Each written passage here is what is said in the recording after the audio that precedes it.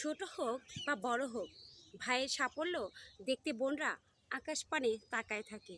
আর সেই ভাইটি বিয়ের পর বউয়ের আঁচল তোলায় গিয়ে মগ্ন থাকে।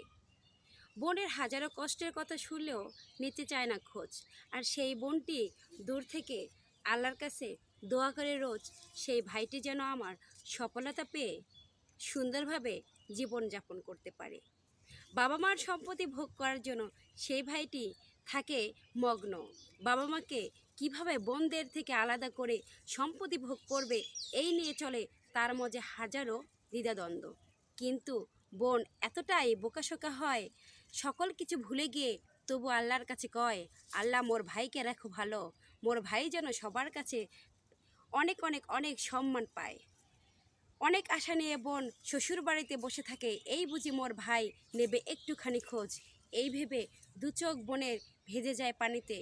কিন্তু দুর্ভাগ্যবশত ভাইয়ের চোখ তো কথা কয় সেই বউয়ের চোখের ভাষাতেই। কি করে বুঝবে বোনটি পরের বাড়িতে ভাইয়ের অপেক্ষায় বসে থাকে রোজ?